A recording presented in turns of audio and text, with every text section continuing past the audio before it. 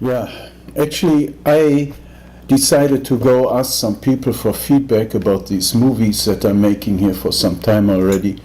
And I got some feedback. Actually, I have to say that the comments are really all over the place. And she called it a funky take on divine principle. I like that. Some didn't like the background. They said it's distracting. Yeah.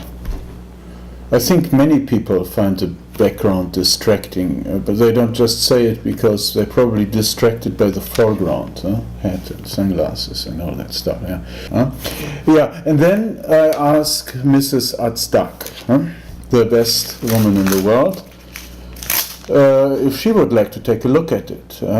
She doesn't really participate in this movie thing here that I'm doing. She's into all kind of other things: yoga, raw food, emotion code, talking to people, Skype. Yeah, she took a look, and there were about 3 seconds of silence during which I spoke. So she apparently was stunned or something like that, and then she started laughing, laughing out loud, as if somebody would be making jokes or so.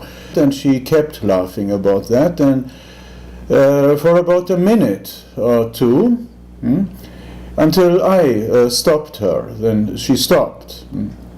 She watched a little bit, and then she said, I think you're a little bit too serious. Yeah, right. Laughing half into the movie and then saying, I'm too serious, yes. I said, I actually thought that I come over as disrespectful, the way I talk, maybe some of the loose words, and she thought about that, and disrespectful, yeah, you look a little bit disrespectful, yeah. But it's not what you say, yeah, it's not what you say, it's more the way you look. It looks like you don't care at all what people think about you.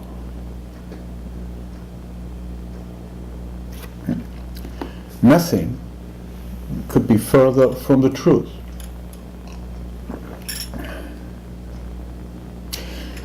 But, well, if that's the way it comes across, we decided to do something else.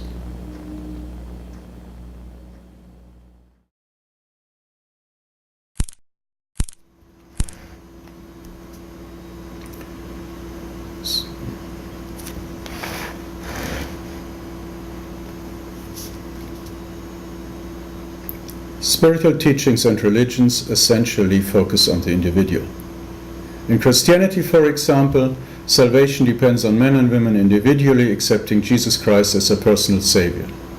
Marriage and family are not important here, and there is no model for these relationships because Jesus Christ led a single life. Also, other spiritual teachings describe the path towards enlightenment as a path which is traveled by the individual. In all these teachings, then, when that individual reaches a point of fulfillment, life, as we know it, ends. Even gender, in this context, is considered an aspect of form, which will be transcended once we enter the great void, nirvana, the kingdom of heaven, you name it. Not so according to divine principle. According to the divine principle, a man is an individual manifestation of the Creator's own original masculinity. Likewise, a woman is a manifestation of God's original femininity. Of course, all created beings reflect the nature of their Creator, God, and God is one being who harmonizes these dual aspects. Thus, men and women individually possess dual aspects of masculinity and femininity also within themselves. Developing and harmonizing these attributes according to their original potential then leads to the fulfillment of what divine principle calls the first blessing of God to humankind. It stands for the state of oneness with God in heart and mind. Originally, humans were to attain this state of being after a relatively brief growing period. That's the original design, the intention of the Creator. A promise which he gave to humankind long before humans were around. even before he said, "Let there be light." In this state of oneness, we as individuals are substantial manifestations of the formless God, individual incarnations of the world, if you will, images of God, and we live in the full awareness of His presence, experiencing complete eternal joy that does not depend on the environment of form. However, well, and this is not about the fall from Eden now, not that kind of however.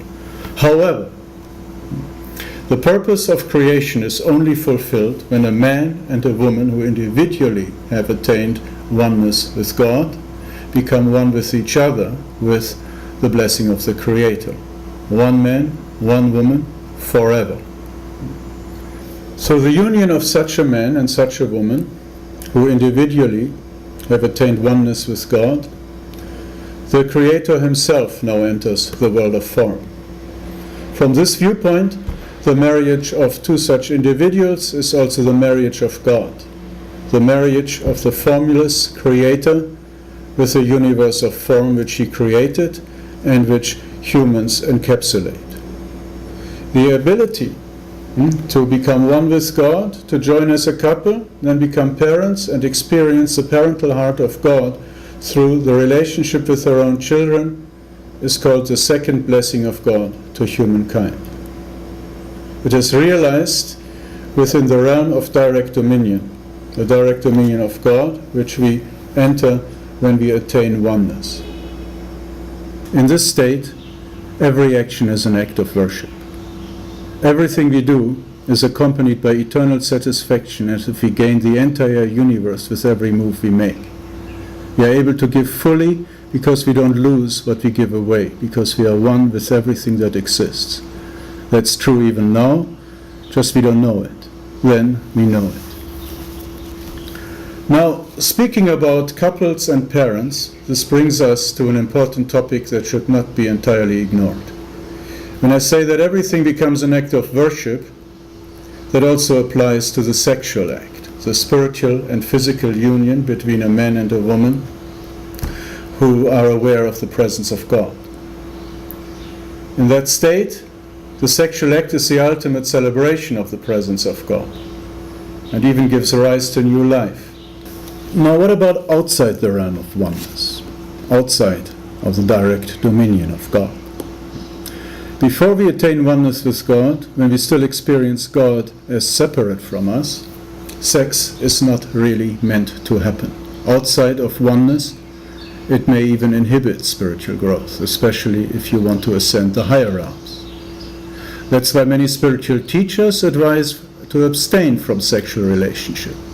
In the Bible, St. Paul said, better don't do it. If you must, then at least do it in a committed relationship. Committed until death does you part. One man, one woman, until death does you part. But that's a compromise, a temporal compromise, and that's why I don't have a section on tantric sex at this point. Why then did Moon, the author of the Divine Principle, put such great emphasis on couples and families? Why did he perform mass weddings? Have all the participants attained oneness with God? No, they have not. Then what is all his talk about absolute sex all about? Yeah, and so on and so on. Well, obviously there is more to this than this, but this is just the introduction. Please check back later, and thanks for listening right now. Have a nice day.